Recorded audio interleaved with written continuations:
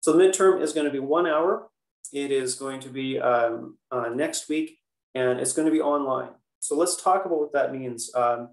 It was supposed to be in person, but with this transition to everybody moving back in person and people trying to get their shots in time, I just figured I don't want to have to deal with all the complications there. So what I'm going to do is treat everyone normal. The goal is to move back in person. I'm going to be slow to transition to that. The next class will be in person, but I will offer the hybrid approach, at least in the short term, for the next couple of weeks.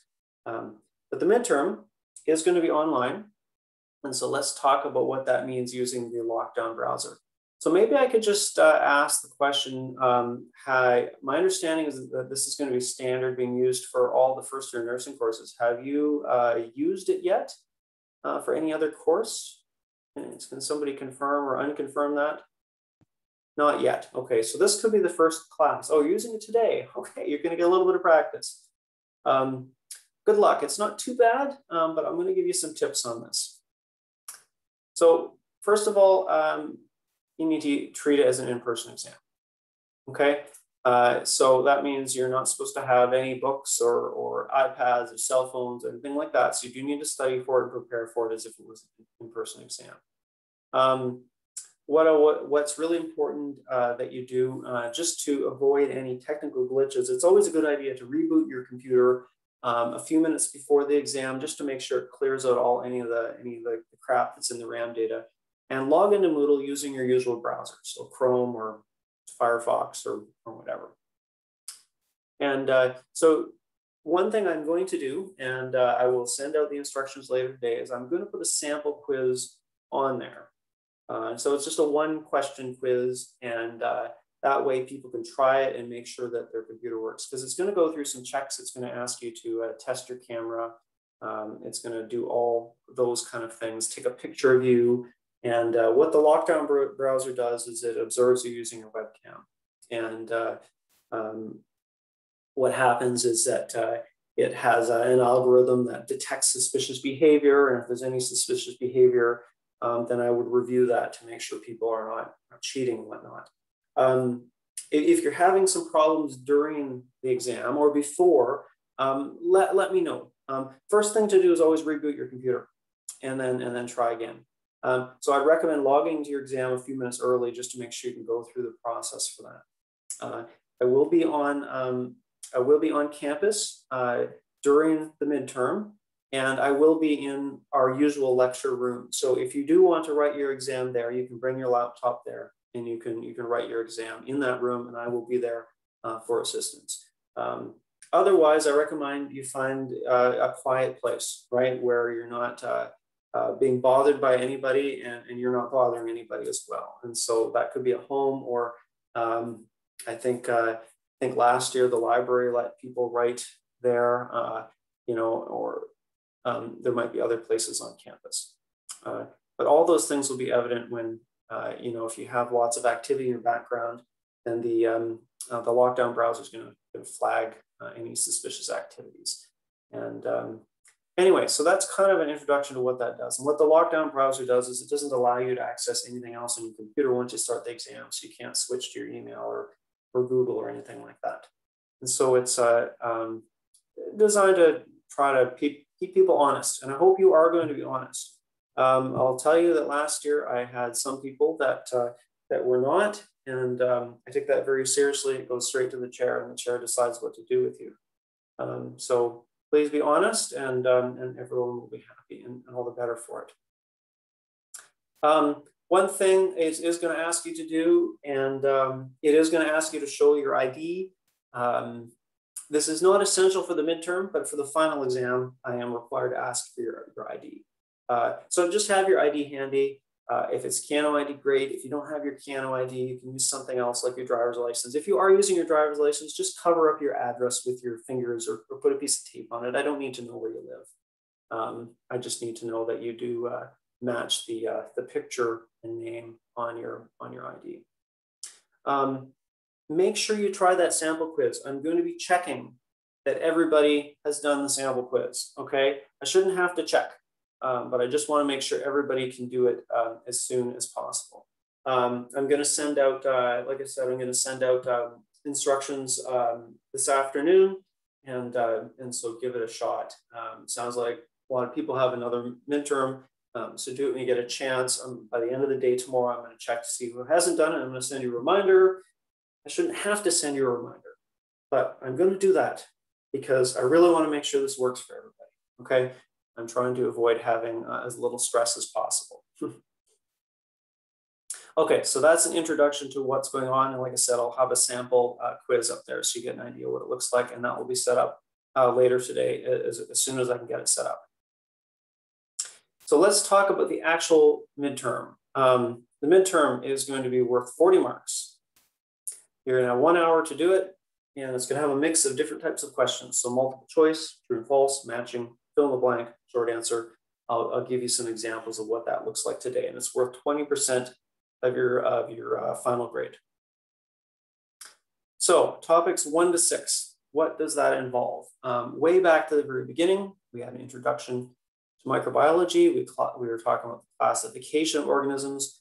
We talked about bacteria, protists, fungi, worms, insect vectors, viruses, prions, cancer. So I have a slide for each of these to hopefully jog your memory about what this is going to involve.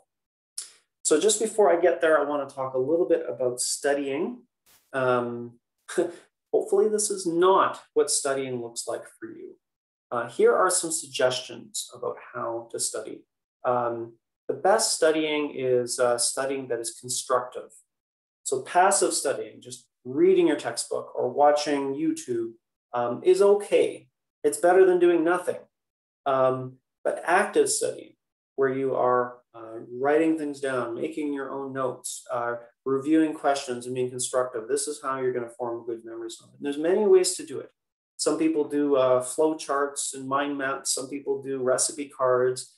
You definitely want to talk to your friends and see what they're doing and what works for them. And if you don't have a system yet, it's time to develop one now, now that you're in university.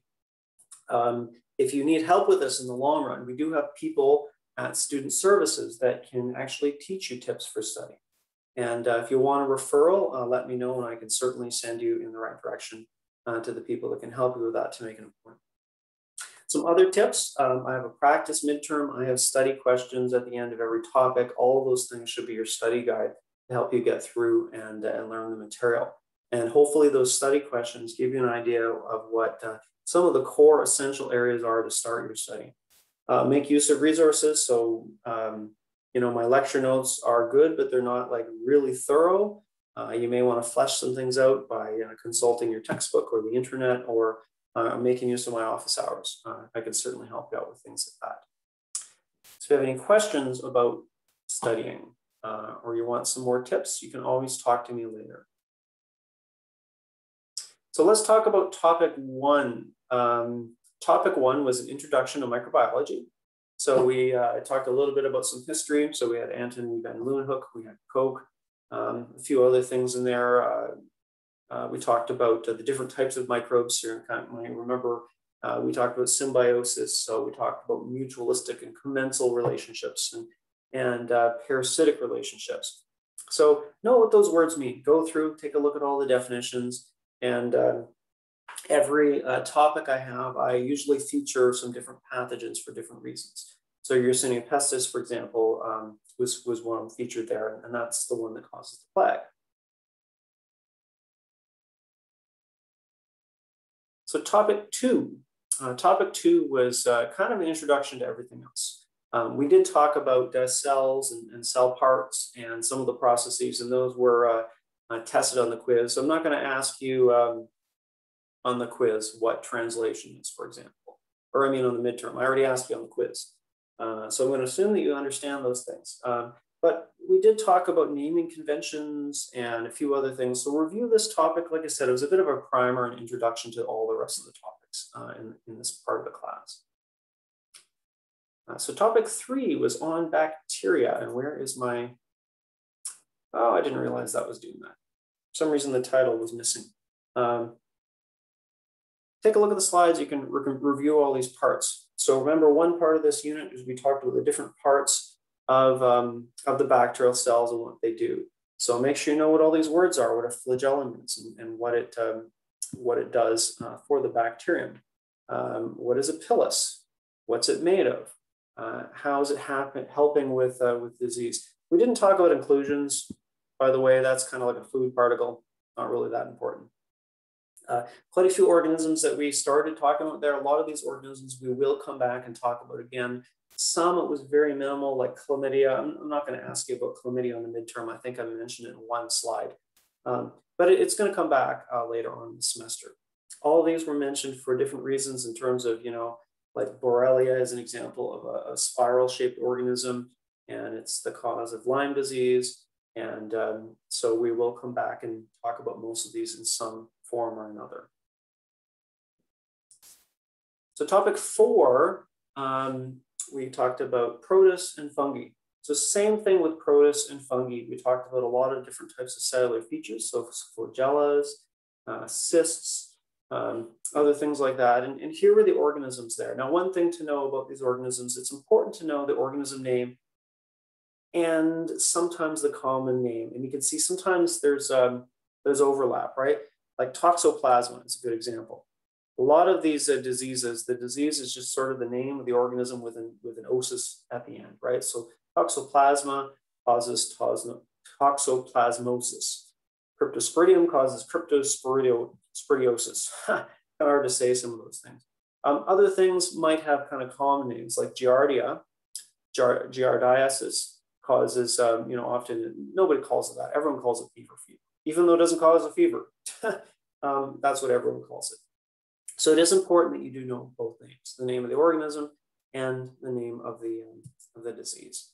And if you're lucky, it's kind of the same. If not, you have an extra couple of things to learn. Second part was the fungi, and we had a whole bunch of mycoses that we talked about, athlete's foot and things like that.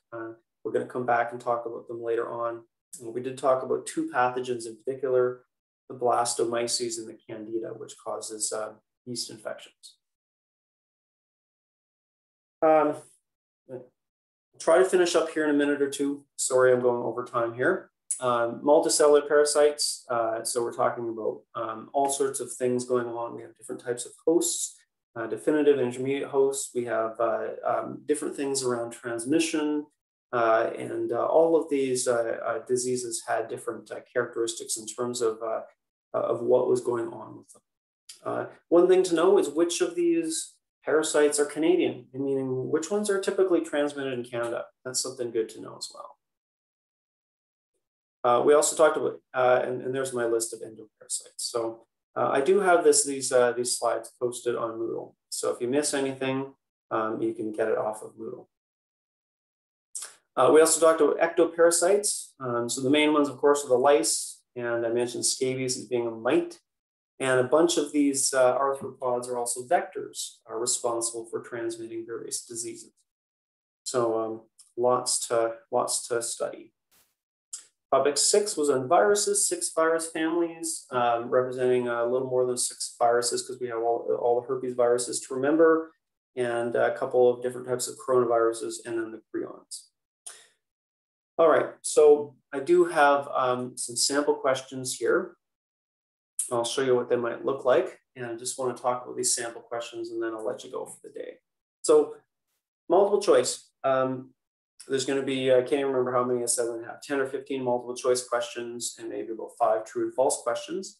And so some of them are going to be relatively straightforward if you can remember all the terminology. So this one here, the DNA within a bacterial cell. So you got to read all these things and what. So, surrounded by a nuclear envelope, definitely not. Part of ribosomes, no, DNA is not part of ribosomes.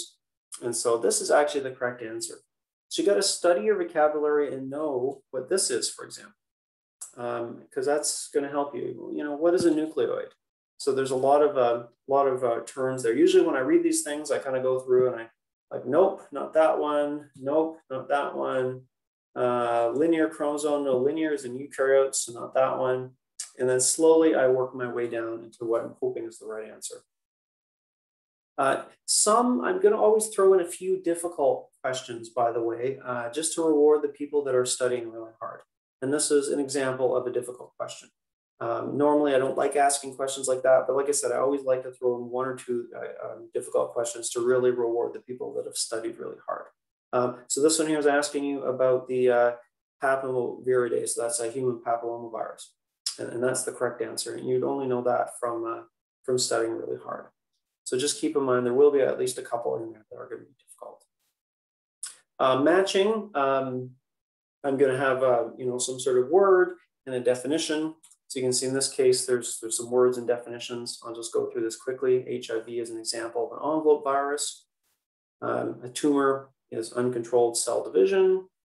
Protozoan is a eukaryote.